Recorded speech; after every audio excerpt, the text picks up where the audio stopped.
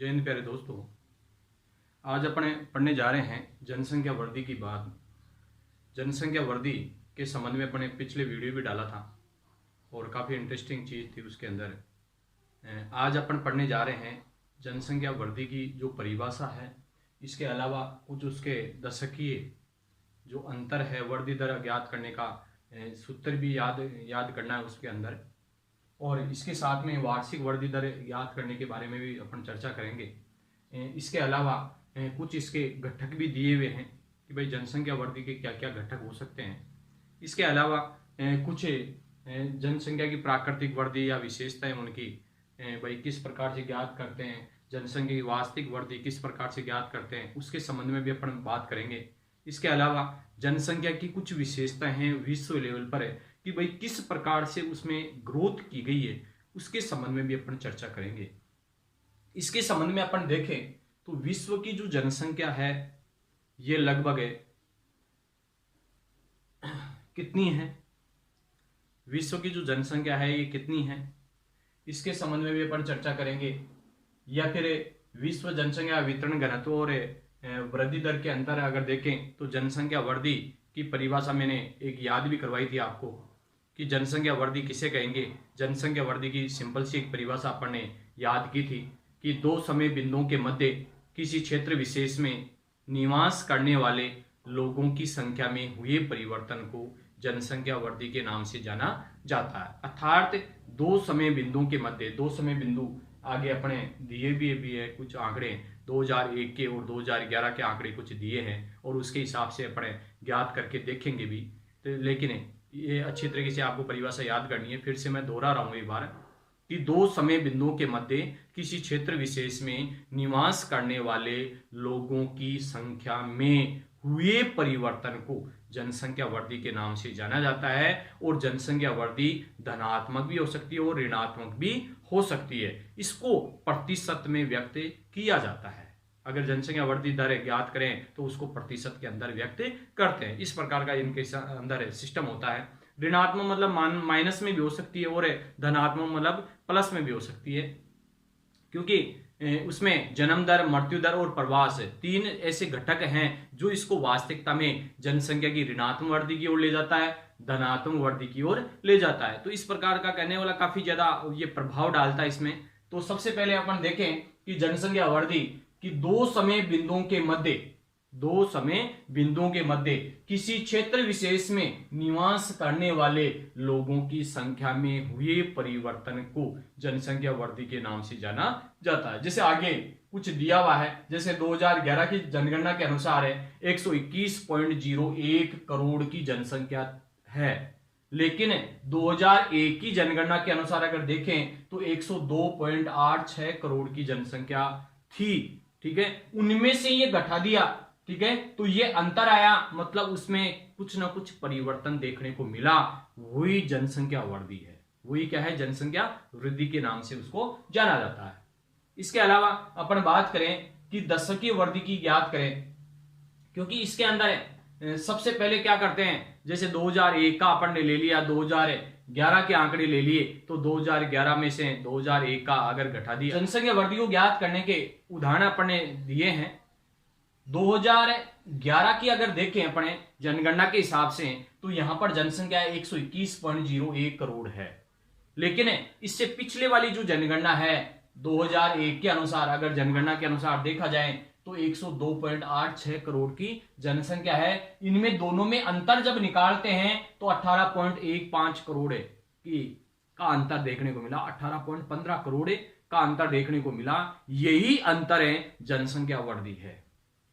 यही अंतर क्या है, जनसंख्या वृद्धि है, जिसको निरपेक्ष वृद्धि के नाम से जाना जाएगा। आंकड़ों की मतलब संख्यात्मक वृद्धि है ये, संख्यात्मक अंतर आ गया अपने पास में तो निरपेक्ष वृद्धि, क्या कहेंगे इसको, निरपेक्ष वृद्धि के नाम से जाना जाता है। इसके बाद में दशकीय वृद्धि ज्ञात करें तो दशकीय वृद्धि के अंदर है सबसे पहले जो अंतर जो निकाला है अपने, जैसे 18.15 का जो अंतर आया अपने, तो 18.15 का अंतर अपन ने ऊपर रख दिया। और पिछले वर्ष की जो जनगणना हुई, जैसे 2001 की जनगणना हुई है तो 102.86 करोड़ की जनसंख्या इसमें बटे में लिख दिया। ठीक है, इनटू 100 से गुणा कर दिया तो अपने पास में 17.64% की वृद्धि अंकित की गई। इसको प्रतिशत में व्यक्त करेंगे, किसमें व्यक्त करेंगे, इसको प्रतिशत के अंदर व्यक्त किया जाएगा। तो इस प्रकार से कहने का मतलब है ये अपने दशकीय वृद्धि ज्ञात करने का सूत्र है। दशकीय वृद्धि ज्ञात करने का सूत्र क्या है कि कुछ अंतर दिया हुआ है, अंतर के अलावा क्या है, पिछले वर्ष की जो जनगणना हुई, जैसे 102.86 करोड़ की जो जनगणना हुई, मतलब इतनी जनसंख्या है 2001 के अनुसार, तो ये क्या है, इसका भाग लगाएंगे 18.15 के अंदर है और इंटू 100 से गुणा कर देंगे, क्योंकि प्रतिशत में अपन को ज्ञात करना है। इसके कारण से ये क्या है, अपने 17.64% की वृद्धि दर हमारे को ज्ञात हुई, और लेकिन वो क्या है, दशक की वृद्धि के अंदर आती है।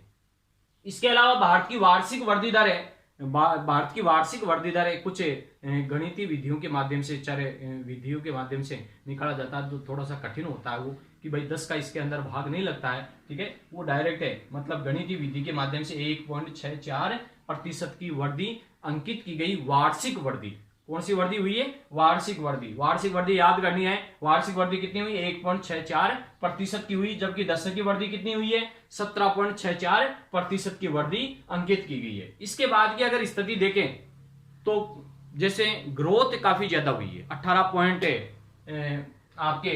15 करोड़ की वृद्धि देखने को मिली, मतलब उसके अंदर अंतर है देखने को मिला, जिसको जनसंख्या वृद्धि का नाम दिया गया। इसके बाद में जनसंख्या वृद्धि के कुछ घटक दिए हुए हैं, कुछ घटक है, जैसे मान लो अपन ने पहले भी पढ़ा था कि जन्म दर और मृत्यु दर, सीबीआर और सीडीआर, सीबीआर और सीडीआर, जिसमें जन्म दर है और मृत्यु दर है, जन्म दर और मृत्यु दर, जिसको प्राकृतिक घटक के नाम से जाना जाता है। इसके अलावा एक तीसरा मापदंड और दिया, प्रवास का। प्रवास का अपन ने टॉपिक भी लिया कि प्रवास है, उसके अंदर आप्रवास है, उत्प्रवास है। आप्रवास का मतलब आना है, उत्प्रवास का मतलब वहां से जाना है। जैसे ए स्थान बी स्थान के बारे में अपन ने बताया था कि भाई ए स्थान को छोड़ करके बी स्थान पर कोई व्यक्ति जा रहा है, तो उत्प्रवास का कार्य कहां से हुआ, ए स्थान से हुआ, और आप्रवास का कार्य कहां पर हुआ, बी स्थान पर हुआ। इस प्रकार से आप्रवास उत्प्रवास का कार्य है, उनके माध्यम से भी काफी ज्यादा प्रभावित होता है। जैसे जिस क्षेत्र में जन्म दर अधिक होती है और मृत्यु दर कम होती है, वहां जनसंख्या वृद्धि धनात्मक होती है, वहां पर क्या होती है, जनसंख्या वृद्धि धनात्मक होती है। लेकिन जिस जगह जन्म दर कम है और मृत्यु दर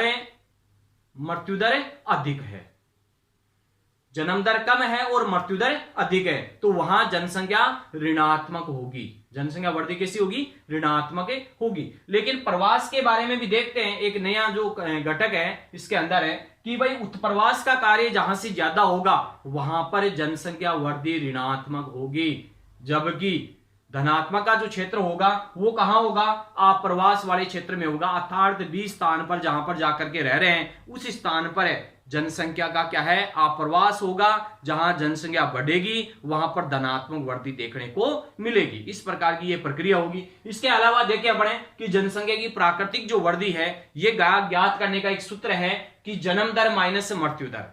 जनसंख्या की प्राकृतिक वृद्धि ज्ञात करने का सूत्र क्या है, जन्म दर माइनस मृत्यु दर। जन्म दर कितनी हुई है, मृत्यु दर कितनी है, उनमें से आपस में घटा देते हैं तो क्या प्राप्त हो जाती है अपन को, जनसंख्या की प्राकृतिक वृद्धि दर ज्ञात होती है। इसके अलावा अपन देखें कि जनसंख्या की वास्तविक वृद्धि दर क्या है, जनसंख्या की वास्तविक वृद्धि दर है उनमें जन्म माइनस मृत्यु, जन्म दर माइनस मृत्यु दर, लेकिन बीच के अंदर प्लस लगा दिया इसमें, क्योंकि आप्रवास माइनस उत्प्रवास, ए स्थान से बी स्थान पर, जैसे मान लो आपको बताया भी था पहले वीडियो में, जैसे ए स्थान है बी स्थान है, यहां से कोई व्यक्ति इस जगह जाकर के रह रहा है तो ये तो क्षेत्र क्या कहलाएगा, उत्प्रवास, और यहां पर ये क्या कहलाएगा, आप्रवास।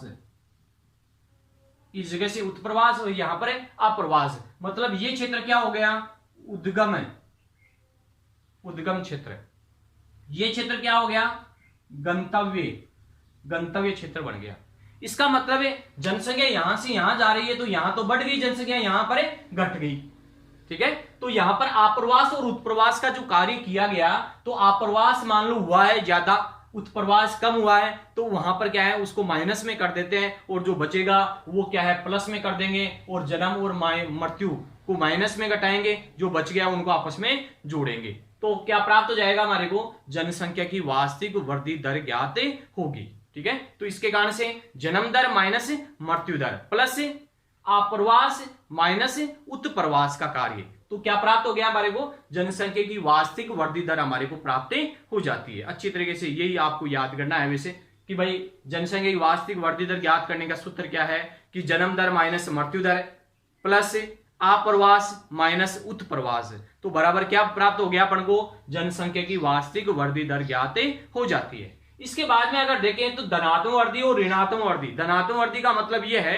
कि भाई जनसंख्या के अंदर ग्रोथ हो रही है, बढ़ रही है जनसंख्या, उसको क्या कहेंगे, जनसंख्या की वृद्धि दर। जैसे मान लो अपने जन्म दर अधिक है और मृत्यु दर कम है, जन्म दर अधिक है और मृत्यु दर कम है और आप्रवास का कार्य हो रहा है, इसका मतलब उस जगह धनात्मक वृद्धि दर होगी, ठीक है। क्योंकि जन्म ज्यादा हो लेकिन अगर मृत्यु दर ज्यादा हो जाए तो वो तो वापस से स्थिति खराब होगी ना, या उत्प्रवास का कार्य हो जाए वहां पर तो धनात्मक नहीं होगी ना। तो धनात्मक होने के लिए क्या होना चाहिए कि जनसंख्या की क्या है, मतलब जन्म दर अधिक होना चाहिए, मृत्यु दर कम होना चाहिए और आप्रवास का कार्य होना चाहिए, तब जाकर के जनसंख्या में वृद्धि हो पाएगी। जो वर्तमान स्थिति के अंदर देखने को मिलता है अपने, जैसे मान लो चिकित्सा सुविधाएं, स्वास्थ्य सुविधाएं, आप्रवास का कार्य ज्यादा हो रहा है, ठीक है। इसके कारण से इस जगह जनसंख्या वृद्धि ज्यादा हो रही है। अपने देश की स्थिति है, चीन की है, इस प्रकार की। इसके अलावा ऋणात्मक वृद्धि की स्थिति अगर देखें तो ऋणात्मक वृद्धि के अंदर है का मतलब है कि भाई जनसंख्या के अंदर गिरावट है, जनसंख्या के अंदर अचानक गिरावट आ रही है, गिरावट आने के कारण से वहां की स्थिति खराब हो रही है, ठीक है। इसका मतलब यह है कि ऋणात्मक वृद्धि का कि भाई जन्म दर कम है, मृत्यु दर भी अधिक है, मृत्यु दर अधिक है, जन्म दर कम है, मृत्यु दर अधिक है और उत्प्रवास का कार्य हुआ है वहां से, इसका मतलब है जनसंख्या के अंदर है ऋणात्मक वृद्धि होगी, अर्थात माइनस में जनसंख्या वृद्धि स्थिति होगी। तो इसके कारण से क्या होगा, जनसंख्या घटेगी वहां पर, और ऐसा हुआ है अपने इतिहास के अंदर है। 1911 से लेकर के 1921 का जो समय हुआ उसमें जनसंख्या में ऋणात्मक वृद्धि अंकित की गई। इतिहास के पन्नों के अंदर लिखा हुआ है, काफी महत्वपूर्ण भी है वो, कि 1911 से लेकर के 1921 का जो समय आया उसमें जनसंख्या बढ़ने के बजाय क्या है, घट गई थी। उसके कई कारक थे, ठीक है ना। चिकित्सा सुविधाओं की कमी भी थी, स्वास्थ्य सुविधाओं की कमी थी, अकाल और महामारी की स्थितियां पड़ी थी उस समय, ठीक है, और खाने के लिए अन्न नहीं था, इस प्रकार की स्थिति बनी हुई थी क्योंकि हरित क्रांति उस समय नहीं थी। इसके कारण से उस जगह जनसंख्या बढ़ने की बजाय घट गई थी, तो उसको क्या कहेंगे अपने, ऋणात्मक वृद्धि। क्या कहेंगे उसको, ऋणात्मक वृद्धि के नाम से जाना जाता है। तो इस प्रकार से कहने का मतलब है अपने को जनसंख्या वृद्धि की परिभाषा अच्छी तरीके से याद करनी है। जनसंख्या वृद्धि की परिभाषा दोनों बुक के अंदर आपको मिलेगी, सेकंड बुक के अंदर भी, फर्स्ट बुक के अंदर भी। तो अच्छी तरीके से आपको याद करना है कि जनसंख्या वृद्धि की परिभाषा क्या है। तो सिंपल सी परिभाषा यही आपको याद करनी है कि दो समय बिंदुओं के मध्य किसी क्षेत्र विशेष में निवास करने वाले लोगों की संख्या में हुए परिवर्तन को जनसंख्या वृद्धि के नाम से जाना जाता है। जनसंख्या वृद्धि ज्ञात करने का इस प्रकार का ये फॉर्मूला है कि भाई 2011 की जनगणना, पिछले वर्ष की जो जनगणना हुई है दशकीय वृद्धि, ठीक है ना, जनगणना, वहां की जो जनसंख्या है उसके अंदर अंतर ज्ञात करेंगे, वो क्या है, जनसंख्या मतलब है जनसंख्या वृद्धि के नाम से उसको जाना जाएगा। फिर दशकीय वृद्धि ज्ञात करने के लिए क्या है, उसके अंदर है पिछले वर्ष की जो जनगणना है उसका भाग लगा देंगे अंतर के अंदर और इंटू 100 से गुणा कर देंगे ताकि ये प्रतिशत के अंदर हमारे को प्राप्त हो जाएगा। फिर भारत की वार्षिक वृद्धि दर ज्ञात करते हैं तो वो गणितीय विधि के माध्यम से करते हैं और 1.64 की हो गई। इसके अलावा कुछ घटक है कि जन्म दर है, मृत्यु दर है और प्रवास है, माइग्रेशन का जो कार्य करते हैं उनके माध्यम से ये प्रभावित होती है। तो इस प्रकार से कहने का मतलब अपन को जनसंख्या वृद्धि के बारे में बात करेंगे। आगे नेक्स्ट जो वीडियो होगा आपके कि जनसंख्या वृद्धि की विशेषताओं के बारे में चर्चा करेंगे। पूरी दुनिया के अंदर कितनी जनसंख्या थी, ठीक है, और वो कितनी दिनों के अंतराल से क्या है जनसंख्या में ग्रोथ हुई, उसके संबंध में अपन चर्चा करेंगे जो काफी ज्यादा इंटरेस्टिंग भी है। ठीक है, जय हिंद, जय भारत।